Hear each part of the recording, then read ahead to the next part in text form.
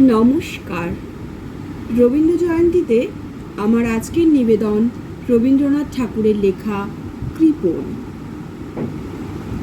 আমি ভিক্ষা করে ফিরিতেছিলেন গ্রামের পথে পথে। তুমি তখন চলেছিলে তোমার স্বর্ণরথে।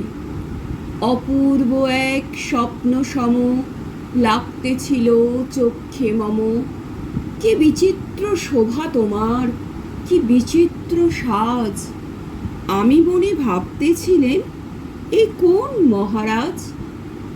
আজি শুভক্ষণে রাত পোহালো, ভেবেছিলেম তবে আজ আমারে দাঁড়ে দাঁড়ে ফিরতে নাহি হবে। বাহির হতে নাহি হতে কাহার দেখা পেলেম পথে। চলিতে রথ ধনধান্য ছড়াবে দুই ধারে। মুঠা মুঠা কুড়ায়ে নেব, নেব ভারে ভারে। দেখি সহসা রথ থেমে গেল আমার কাছে এসে। আমার মুখপানে চেয়ে নামলে তুমি হেসে।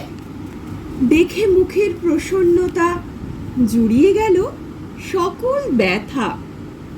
হেনকালে কিসের লাগি তুমি অকস্মাৎ আমায় কিছু দাও গো বলে বাড়িয়ে দিলে হাত। মরি এ কি কথা রাজাধিরাজ, আমায় দাও গো কিছু। শুনে ক্ষণকালের তরে রইনু মাথা নিচু। তোমার কি বা অভাব আছে ভিখারি ভিক্ষুকের কাছে? এ কেবল কৌতুকের বসে আমায় প্রবঞ্চনা। ঝুলি হতে দিলেম তুলে একটি ছোট কণা। যবে পাত্রখানি ঘরে এনে উজাড় করি একই, ভিক্ষা মাঝে একটি ছোট সোনার কণা দেখি। দিলেন যা রাজভিকারি রে, স্বর্ণ হয়ে এলো ফিরে। তখন ভাসি চোখের জলে দুটি নয়ন ভরে। তোমায় কেন দিইনি আমার সকল শূন্য করে।